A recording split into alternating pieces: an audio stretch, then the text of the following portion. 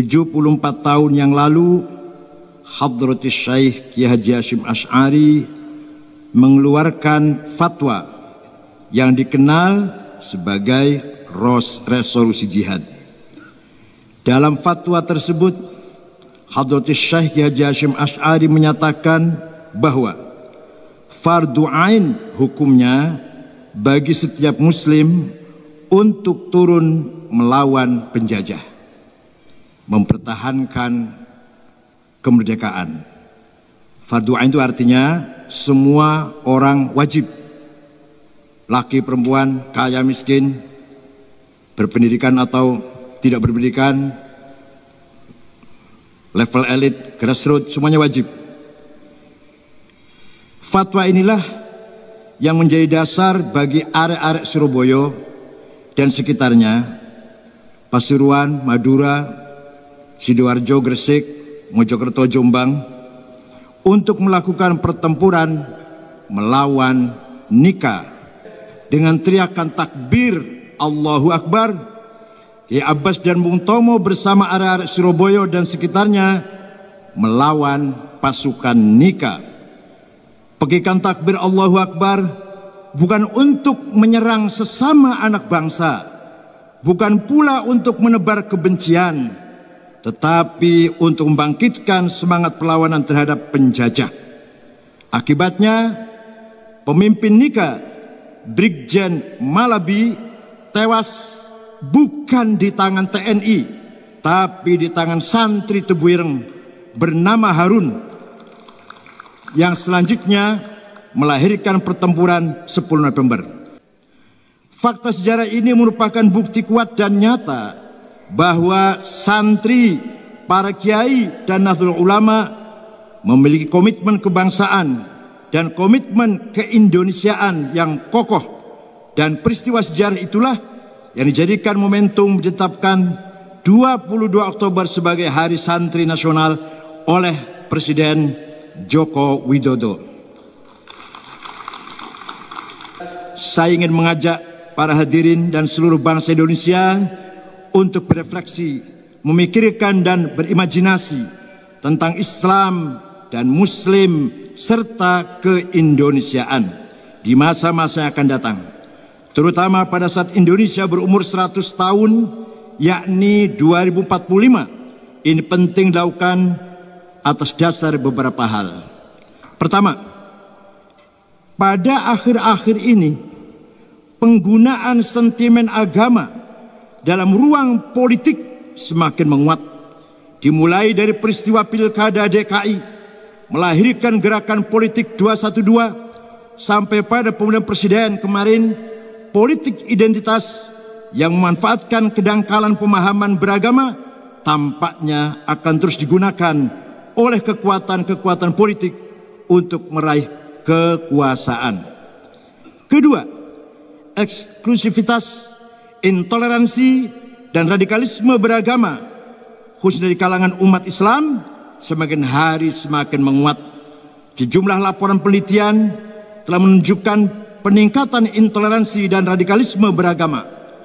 Laporan Survey Wahid Foundation misalnya menyebutkan bahwa pada tahun 2017 mayoritas muslim dan muslimah 57,1% bersikap intoleran kepada kelompok yang tidak disukai.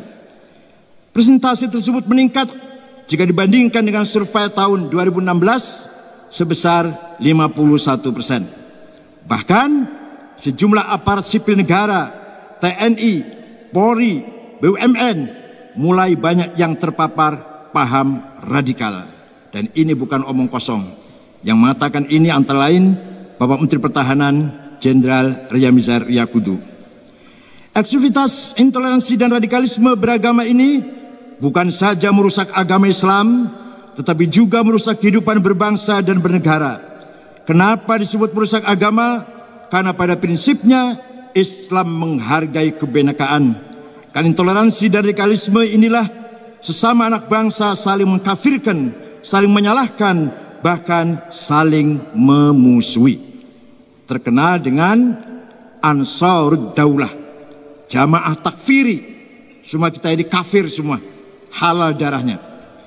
Ketiga, kelompok yang ingin mengganti Pancasila sebagai dasar negara juga mengalami peningkatan. Mereka berpandangan bahwa Pancasila itu bertentangan dengan Islam. Padahal melalui Muktamar Nahdlatul Ulama di Situ Bondo, para kiai telah memutuskan bahwa Pancasila tidak bertentangan dengan Islam. Bahkan sila-sila yang ada dalam Pancasila merefleksikan nilai-nilai Islam. Karena itulah Nahdlatul Ulama menjadi organisasi pertama yang menerima Pancasila sebagai asas tunggal organisasinya.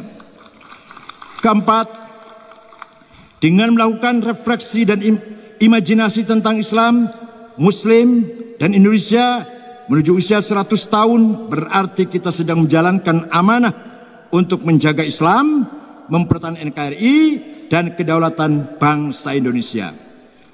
Imam Ghazali berkata, Abu Hamid Muhammad ibn Muhammad al-Ghazali, lahir tahun 450, wafat tahun 505 Hijriah, At-Tusi, Khurasan, mengatakan, wa dararus syar'i mimman yansuruhu la bitariqih aktsar min dararihi mimman yat'anu fihi bitariqih. Islam akan hancur, akan rusak dari dalam dengan mengatasnamakan pembelaan terhadap Islam, karena pembelaan yang tidak dibenarkan oleh agama Islam itu sendiri. Bapak Ibu sekalian, karena 4 hal tersebut, pada kesempatan ini saya ingin menyampaikan 4 sub pokok pikiran. Keempat pokok pikiran ini saya kira akan menjadi fondasi kuat untuk menyongsong 100 tahun Indonesia. Ini penting karena pada tahun 2045 sejumlah lembaga telah memprediksi masa emas Indonesia. Pada tahun 2045 Indonesia diprediksi akan menjadi negara maju dengan kekuatan ekonomi dunia kelima dengan dominasi kalangan usaha produktif. Namun cita-cita Indonesia maju, Indonesia emas pada tahun 2045 ini ditentukan oleh bagaimana kita mempersiapkan di hari ini, terutama bagaimana pandangan dan sikap keagamaan kita. Apakah menjadi penopang kemajuan Indonesia ataukah justru keagamaan kita bersifat destruktif? Karena itu, keempat pokok pikiran ini harus menjadi perhatian seluruh komponen bangsa, baik dari kalangan pemerintah, para pengusaha, media, tokoh-tokoh agama, serta masyarakat secara umum. Jika keempat hal ini diabaikan, Indonesia emas, Indonesia maju dengan menjadi kekuatan ekonomi nomor 5 dunia yang ditopang oleh bonus demografi hanya akan menjadi impian belaka. Pertama, Islam dan kebudayaan. Bagaimana Islam memandang kebudayaan, serta bagaimana menjadikan Islam sebagai sarana atau alat untuk transformasi kebudayaan sebagaimana dilakukan oleh Rasulullah SAW. Kedua, Islam dan kemajmukan dengan kajian terhadap Islam yang mendalam, baik yang bersumber dari Al-Quran, hadis, dan sunnah Nabi maupun pendapat para ulama, kita dapat menemukan betapa Islam sangat menghargai kemajmukan. Ketiga, Islam dan negara. Bagaimana pandangan Islam terhadap negara. Keempat, bagaimana menjadikan Islam Indonesia yang toleran, damai, saling menghargai. Ini menjadi kiblat atau rujukan bagi umat Islam di dunia. Bukan kiblat sholat, bukan.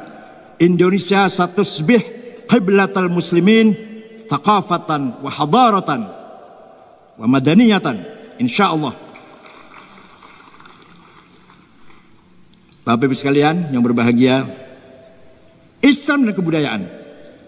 Islam turun di Arab, bukan untuk melakukan judgment terhadap kebudayaan, seakan-akan Islam dan budaya berada pada oposisi biner atau berhadapan-hadapan, tetapi untuk melakukan transformasi kebudayaan dengan cara melakukan afirmasi dan akomodasi terhadap kebudayaan-kebudayaan yang sudah ada. Karena itulah tidak heran jika sejumlah tradisi tetap dipertahankan, bahkan disyariatkan. Sekedar contoh, rukun Islam kelima, yaitu haji, adalah ritual yang berisi napaktilas perilaku para nabi seperti Nabi Adam, Nabi Ibrahim, Nabi Ismail. Al-Hajj ibadah qadimah min yom Ibrahim wa Ismail wa Adam. Begitu juga dengan ibadah puasa yang sudah dijalankan para nabi, para umat yang terdahulu, Nabi Musa, Sayyidah Maryam, semuanya orang yang melakukan puasa. As-saum ibadah qadimah. Begitu juga ketika Islam datang ke Nusantara, Islam yang dibawa dan diajarkan oleh para wali songo. Ini kalau yang belum hafal namanya, nanti malam dihafal wali songo siapa-siapa. Kalau nggak hafal bukan NU itu. Bukan dengan cara memberangus kebudayaan dan tradisi yang ada, melainkan menjadikan kebudayaan sebagai instrumen dakwah sehingga Islam dapat bersatu dan bersenyawa dengan kebudayaan setempat. Dalam kerangka inilah Islam Nusantara dikembangkan oleh Nahdlatul Ulama. Kalau kita baca sejarah Wali Songo, tidak ada wali masuk ke satu kampung takbir, nggak ada. Semua pendekatan budaya akhlakul karimah menghargai budaya setempat, mengharmoniskan antara teologi dan budaya. Kebudayaan dan tradisi yang berkembang di masyarakat tidak serta-merta ditolak, tetapi justru menjadi infrastruktur budaya, infrastruktur agama. Misalnya menara yang banyak kita jumpai di masjid-masjid pada mulanya bukan arsitektur Islam, melainkan berasal dari agama Zoroaster. Apa yang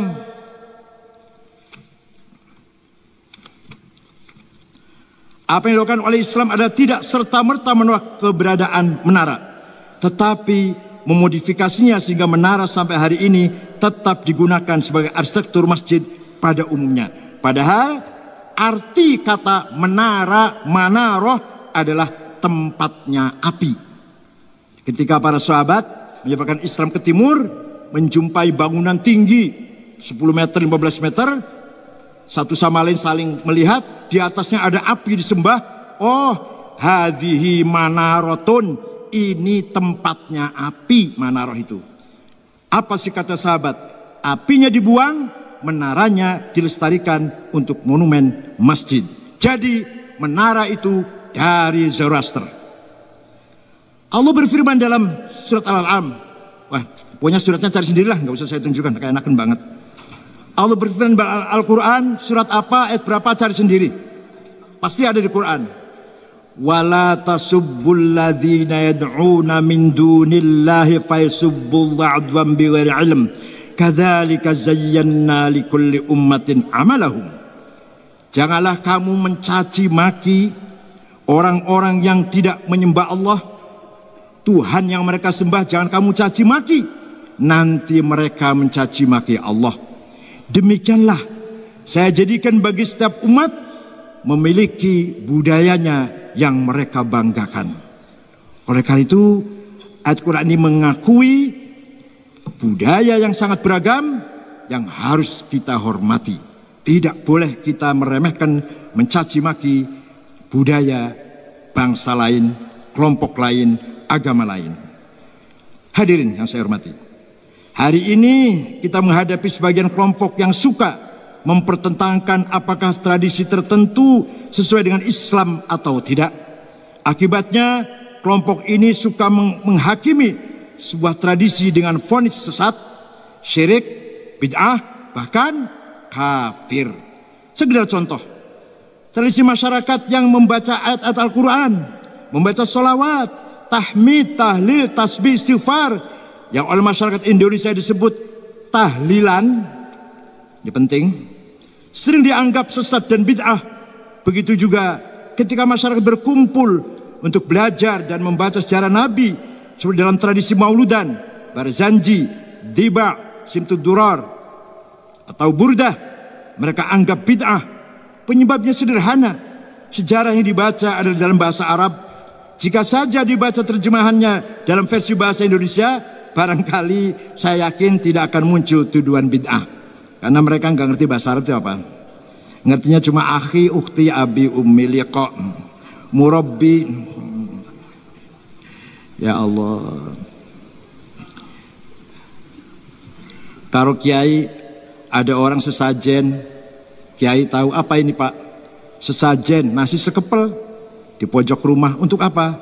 Mengusir roh jahat, dedemit, tuyul, babi ngepet supaya lari.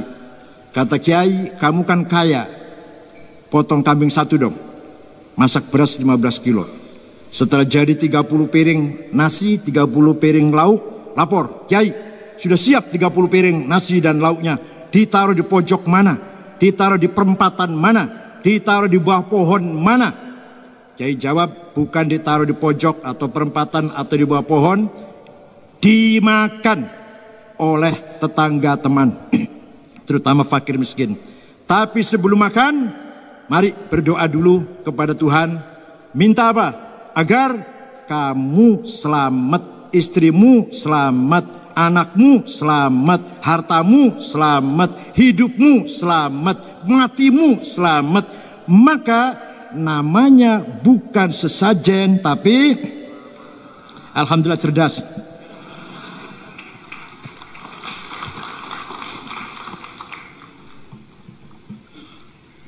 Bedug.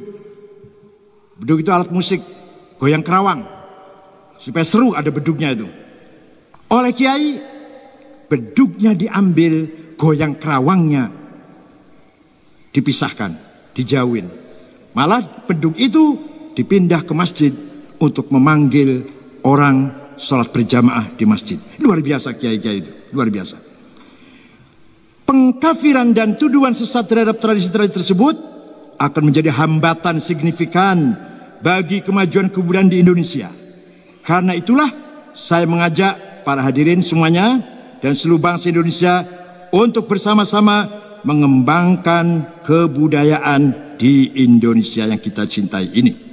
Wa innamal umamul akhlaqu ma baqiyat fa in humu dhahabat akhlaquhum dhahabu. Syair dari seorang penyair Mesir, Ahmad Shauqi, yang artinya martabat sebuah bangsa tergantung budayanya. Ketika budayanya hancur, maka bangsa akan hancur. Martabat sebuah bangsa bukan senjata, bukan ekonominya. Yang pokok pertama martabat bangsa adalah budayanya. Hadirin saya hormati, Islam dan kebinekaan. Manusia terlahir dari satu bapak, satu ibu, kemudian turun-menurun menjadi banyak suku bangsa berbeda dalam warna kulit, bahasa, adat istiadat, dan agama. Di negara tercinta ini saja kita memiliki ratusan suku, beragam agama dan kepercayaan yang resmi, Islam, Katolik, Kristen, Hindu, Buddha, Konghucu. Yang gak resmi, Sabto Darmo, Darmo Gandul, Gotoloco, Sambelun, Subut, Parpalin, Kapitayan, Kaharingan, Sudawiwitan, Karuhunan, masih banyak lagi. Kira-kira 20 ada. Dan ratusan bahasa, bahkan tidak ada negara yang lebih beragam daripada Indonesia. Rukun dalam kebinekaan ini harus terus kita jaga sebagai wujud dari implementasi ajaran agama, juga sebagai komitmen anak bangsa untuk melanjutkan perjuangan para pendiri bangsa ini. Pada prinsipnya, tidak ada agama yang menghendaki perpecahan, mengajarkan permusuhan, mengajak saling bertikai. Karena itulah Islam memandang bahwa kebinekaan ini merupakan tanda-tanda kebesaran Allah. Sekalipun Allah mampu, Allah tidak menjadikan segenap manusia secara seragam, melainkan beragam. Ini jelas sekali difirmankan oleh Allah, walau syaa rabbuka la amana man fil ardi kulluhum jami'a afa anta tukrihun nasa hatta yakunu mu'minin. Seandainya Allah menghendaki, niscaya semua manusia di atas bumi Islam semua. Tapi Allah tidak menghendaki. Apakah kamu Muhammad akan menggunakan kekerasan agar mereka Islam semua? Tidak boleh Muhammad. Tujuan dijadikan manusia berbineka ini bukan untuk saling menegasikan, saling berperang, melainkan untuk saling mengenal, saling kolaborasi, ta'aruf, saling kerjasama, ta'awun, untuk menjalankan amanah dan mandat Allah kepada manusia sebagai penguasa yang bertanggung jawab di muka bumi ini. Karena itulah melalui forum ini saya ingin menegaskan bahwa Islam memberikan jaminan akan tumbuh kembangnya kebinekaan. Maka dari itu saya ingin mengajak seluruh pemuka agama untuk saling bergandengan tangan, bekerja sama untuk menciptakan Indonesia dan dunia yang damai, tentram dan aman.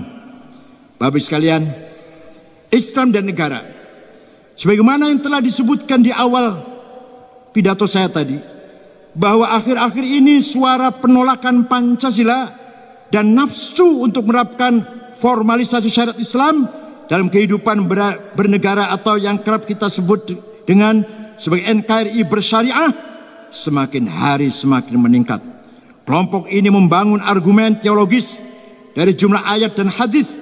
Salah satu ayat yang mereka selalu ungkapkan, wa man lam yahkum bima anzalallahu faulaika humul kafirun.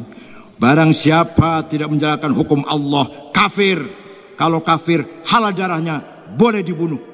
Itu juga alasan Abdurrahman bin Muljam At-Tamimi ketika membunuh Amir Mukminin Sayyidina Ali bin Abi Thalib. Ali dianggap tidak menjalankan hukum Islam, tapi selalu menggunakan musyawarah. Kalau memutuskan masalah dengan musyawarah, maka berarti Ali menjadikan hasil manusia jadikan hukum, undang-undang. Itu tidak boleh, bukan hukum Islam. Kafir Ali ini. Aisyah kafir, Muawiyah kafir, Tolhah kafir, Zubair kafir, Amr bin As kafir. Pokoknya obra kafir lah. Tidak hanya Al-Quran, kelompok ini juga mendasarkan argumentasinya kepada hadis yang bunyinya, man khala ayadan min ta'atin laqiyallahu yaumil qiyamah wala hujjatalah wa man mata wa laysa fi unuqihi bai'ah mata maitatan jahiliyah. Barang siapa mati tidak pernah bai'at kepada amir, maka mati jahiliyah. Dari Quran dan hadis Nabi di atas dipahami sebagai kewajiban untuk menegakkan khilafah Islamiyah sebagai syarat untuk menerapkan syariat Islam. Saya tidak mengerti apakah kelompok ini lupa atau sengaja mengabaikan sejumlah fakta sejarah dan dalil-dalil lain tidak rujukan yang sahih perihal bagaimana model kepemimpinan Islam, seperti apa teknis pemilihannya dan bagaimana perannya setelah Nabi Muhammad wafat. Mekanisme pemilihan pemimpin mulai dari Sayyidina Abu Bakar, Sayyidina Umar, Sayyidina Uthman, Sayyidina Ali, semua tidak sama proses pemilihannya. Islam hanya memberikan prinsip-prinsip dasar bagaimana kepemimpinan dilakukan, harus melindungi segenap warganya, mengangkat harkat dan martabat bangsanya, menjamin pemenuhan hak-haknya. Karena itulah Piagam Madinah memberikan perlindungan kepada kelompok agama dan etnis yang berbeda. Bismillahirrahmanirrahim. Hadza kitabu Muhammad. Al-muslimuna min Quraisy wal muslimuna min Yathrib wal yahud wa man tabi'ahum wa lahiqa bihim wa jahada ma'hum innahum ummatun wahidatun min dunin nas. Muslim pendatang, muslim pribumi, ya, dua suku Aus dan Khazraj, dan Yahudi non muslim, asalkan sama satu tujuan, cita-cita, visi misi, maka sebenarnya semua adalah satu umat. Artinya Nabi Muhammad SAW 15 abad yang lalu telah berhasil membangun sebuah negara yang berdasarkan konstitusi kebersamaan, keadilan, dan hak asasi manusia. Tidak berdasarkan konstitusi agama, tidak berdasarkan konstitusi suku. Maka negaranya dinamakan Madinah, bukan negara Islam, bukan negara Arab. Karena itulah setelah mengkaji sejumlah dalil baik dari Quran maupun hadis maupun pandangan para ulama, para kiai di Nusantara ini tidak mempermasalahkan bentuk negara kesatuan Republik Indonesia ini. Pancasila ini jadikan dasar negara sama sekali tidak bertentangan dengan dasar-dasar Islam. Sila pertama yang berbunyi ketuhanan yang Maha Esa berkaitan dengan prinsip tauhid yang terdapat di jumlah ayat-ayat Al-Quran. Cari sendiri ayat Qurannya. Sila kedua, kemanusiaan yang adil dan beradab. Jelas sekali bahwa Islam turun untuk mengangkat derajat manusia. Salah satu ayat yang terkait dengan kemanusiaan ini adalah surat An-Nahl ayat nomor 90. Begitu juga dengan sila ketiga, persatuan Indonesia. Islam sangat melarang keras adanya perpecahan. Bahkan Islam membolehkan memerangi kelompok separatis, wal murjifuna fil madinati lanughriyannaka bihim thumma la yujawirunaka fiha illa qalila. Muhammad, orang-orang yang bikin ribut, bikin gaduh di kota Madinah, usir Muhammad. Wal murjifuna fil madinah lanughriyannaka minhum thumma la yujawirunaka fiha illa qalila. Jangan kamu biarkan hidup bersama kamu di Madinah. Begitu juga dengan sila keempat, Islam sangat menjunjung tinggi prinsip musyawarah untuk memutuskan beragam persoalan. Sebagai firman Allah, wa amruhum syura bainahum wa mimma razaqnahum yunfiqun. Dalam hadis diriwayatkan oleh Imam At-Tirmidzi, Rasul bersabda, ma ra'aitu ahadan aktsar masyuratil ashabi min Rasulullah sallallahu alaihi wasallam. Saya tidak pernah melihat seseorang yang paling banyak bermusyawarah dengan para sahabatnya dibanding Rasulullah itu sendiri. Rasulullah orang atau pemimpin yang paling rajin musyawarah dengan para sahabatnya.